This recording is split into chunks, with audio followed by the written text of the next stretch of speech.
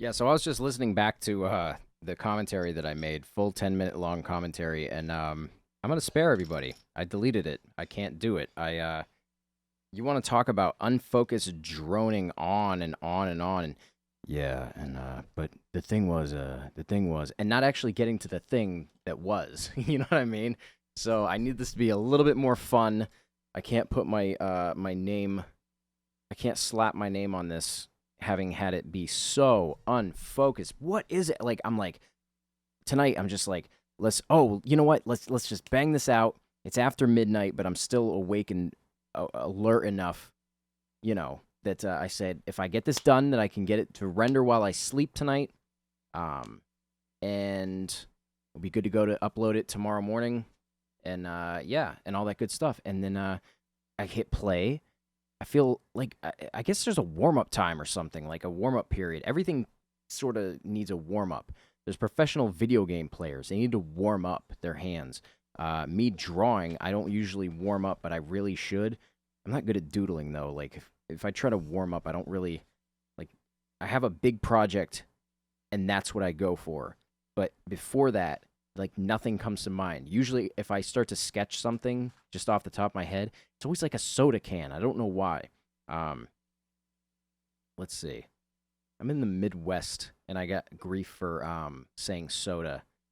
I'm like, it's it's not pop everywhere else. It's pop here. You're the outlier. You're the odd man out.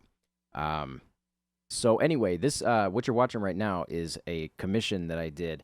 Um, and I'm actually really happy with how it turned out, and also the time in which I did it. It was commissioned for Christmas, so there was a crunch, and I started on a Friday night, and I ended on that Sunday night, um, and it was still 17 hours long. So I did my work, and I really actually would like to thrive to get into that type of level of discipline as far as grind goes. That would be um, then I would be unstoppable.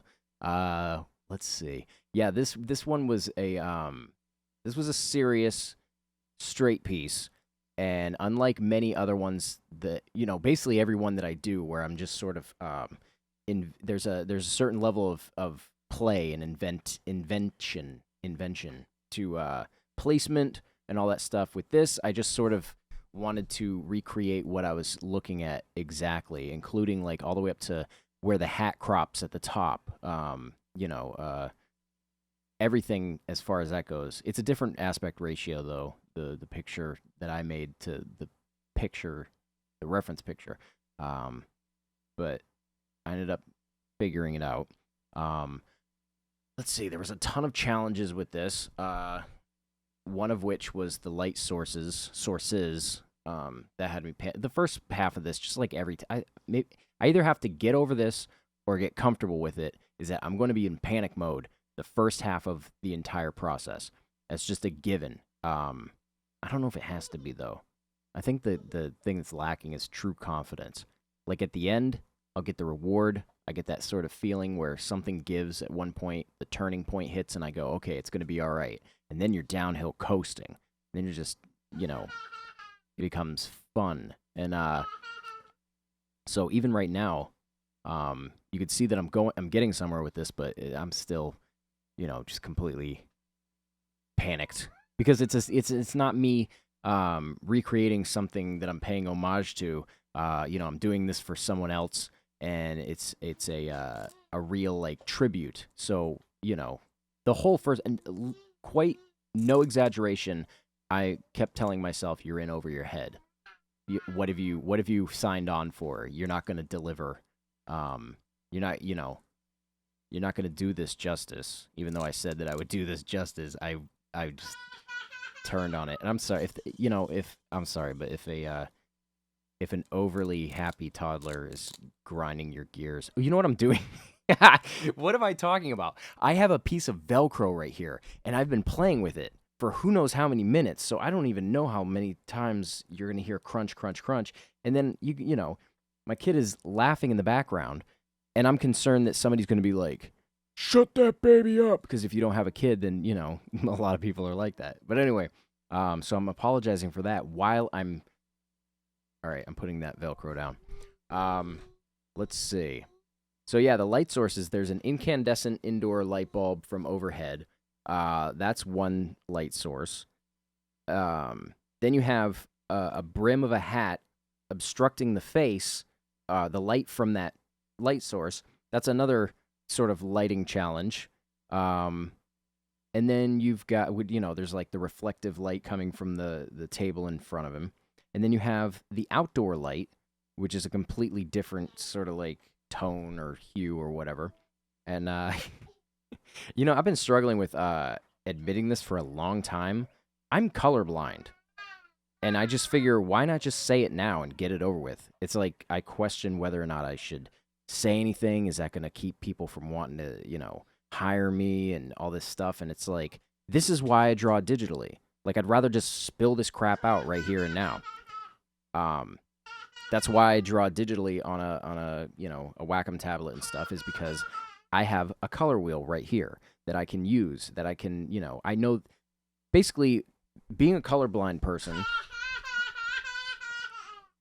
Come on, kid.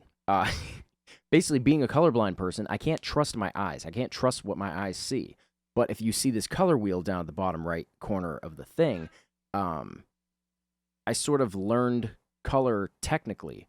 Most people, when you're driving down the street or something and you have to describe something like a house really quickly, the first thing that people say is the color. They'll say, is that brown house or whatever. That's the last thing that my descriptive, vocabulary or whatever you'd call it conjures up. You know what I mean? And if anything, it'd be like dark house, light house, something like that, as opposed to color. And so it took me years to start to work in color, and I found that when I work digitally, I can do just that. And the reason why is because I learned that I can work with color, but I have to approach it as a technical thing, as opposed to sort of a creative, eyeballing whatever type of thing. Like I know where in the color wheel, the hue, saturation, value, I know where I can go with certain things and where I can't, what ranges to stay out of, and it's all just technical. Why did I bring that up? Oh, because these are 3 different light sources. So I do use a color picker to find a base color. Okay, so like if I need to find somebody's like sort of base color for their skin tone, I'll find a nice neutral area, grab a skin tone, blanket everything, and then from there I work with the and then from there I work with my own sort of play or whatever. And then I can trust my eyes because I know that I'm within the right color range and stuff like that. So when you look at this and you have a brim over the head or over the face, and then you try to find that neutral color and it's completely in a dark ass red area. And then you're like, is this right? Can this work? And so I was freaking out because I would blanket it and it just looked like this doesn't look right. And then, like most things, I keep tinkering. And then eventually I go, okay. Because at the beginning, especially when I was making broad strokes and stuff like that, I was like, this is a really large, large dimension image. And there's just not enough detail. This looks like a child's drawing, just cutting myself down, doubting myself, sweating. And then, like every time I'll just keep grinding at it, keep tinkering with it. And eventually you go, oh, look at all the detail. Like at the end, I was doing wrinkles on the side of the face, like smile wrinkles on the up near the cheek, and I was like dreading it. You're gonna mess that up. You're gonna mess that up. You're gonna mess that up. Then you finally are at the point. Let's do it, and it works. It's like everything. Don't panic. Just do it.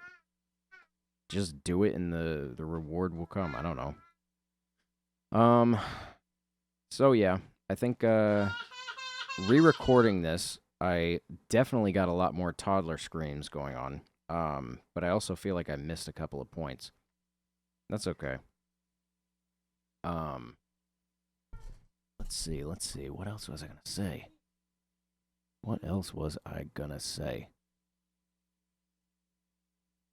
I don't know. Man, I'm going to finish this and go, why didn't you say that? Why didn't you say that? Well, I can't let this ride out in absolute pure silence. That's too awkward. And I don't know how to trim up the end of the video without making it look weird. So I'm just going to ramble as I am right now. And there's a nice picture. I like the way it turned out. I really do wish that I did the facial hair a little bit earlier because it really helped let it pop. And it looked weird before when it was just skin tone. All right, I've got an incredibly short attention span, and I'm not good at doing plugs, but check this out. bonobojuice.com/hire if you want to have me do one of these for you. Let's see. I've got a P.O. Box now, P.O. Box 18, Leavittsburg, Ohio, 44483, in case you are interested in contacting me for buying prints or anything like that I'm doing. You can always email me at scott@bonobojuice.com. Follow me on Instagram especially. That's the best place to see my finished stills of, all the pieces that you see me do here. I need help getting my numbers up there. I don't have any audience whatsoever. I need some feedback. Okay, and follow me here on YouTube. Thank you. Bye.